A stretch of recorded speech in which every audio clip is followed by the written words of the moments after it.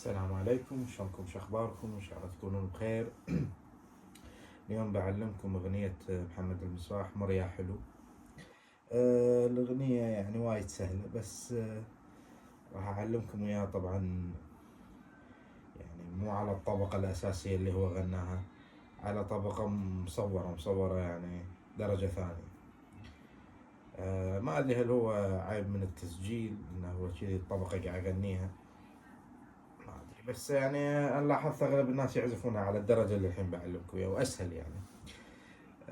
راح أختصر الأدلب اللي أول شيء بدش على طول بالدشة الإيقاع، لأن هي شوي معروفة أكثر يعني، راح أبلش على طول من هني اللي هي يعني.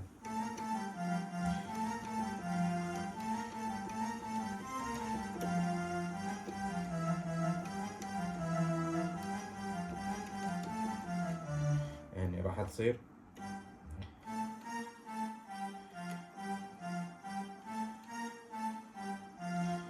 يعني هي شوية يعني فيها حليات، بس راح أعطيكم إياها بشكل فت من غير حليات على طول.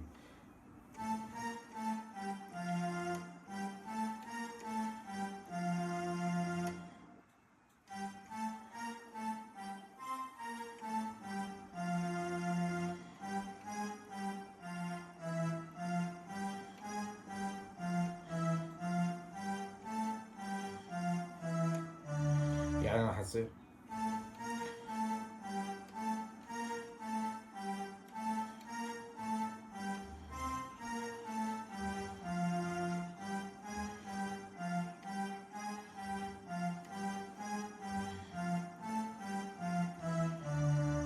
مع الحليات شنو راح تصير.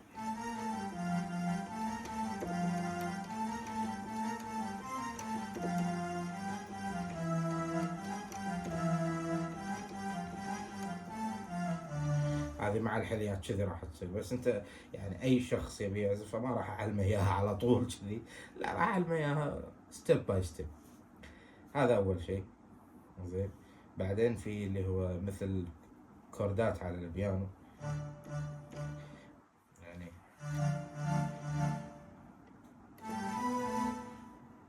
او ممكن تسوونها ري ري ري.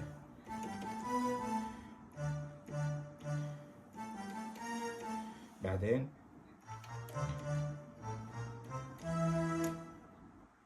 يعني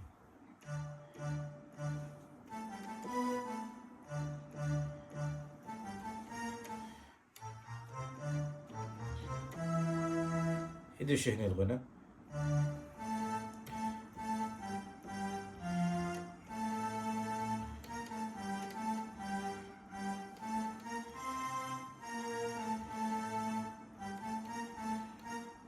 عفوا. بعدين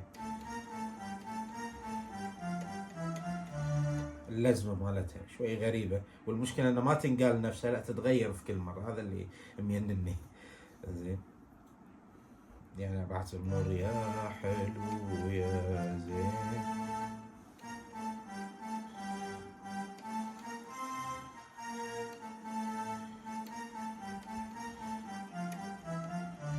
ارجع مرة ثانية.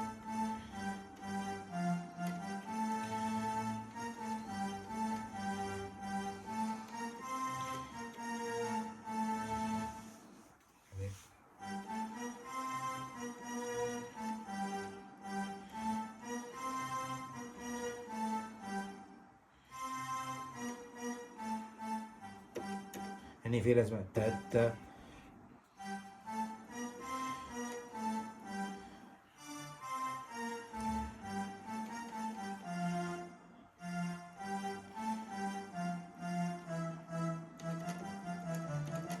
يعني شوي على سرعة، يعني ما ادري شلون.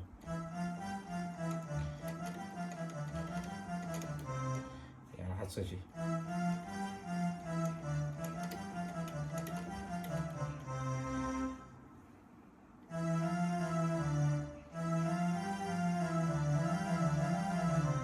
يعني على هالسرعة محتاجة يعني على قولتهم خفة بالحركة. بعدين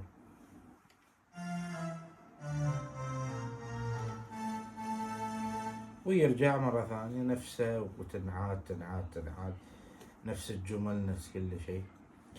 بس هي شوية يعني عيبها الأغنية شوية يعني مركزين على الحليات في الغنى أكثر من ما هم مركزين على الجمل الغنائية نفسها. فشوية يعني راح تلاحظون إن في نوع من التداخل اللحني المبالغ فيه شوي، لكن عادي يعني. أنا على بحاول أعطيكم اللي هو الخط اللحني الأساسي، وتعد مع تطوركم إن شاء الله راح تفهمون الشغلة وتحطون الحليات واللمسات هذه.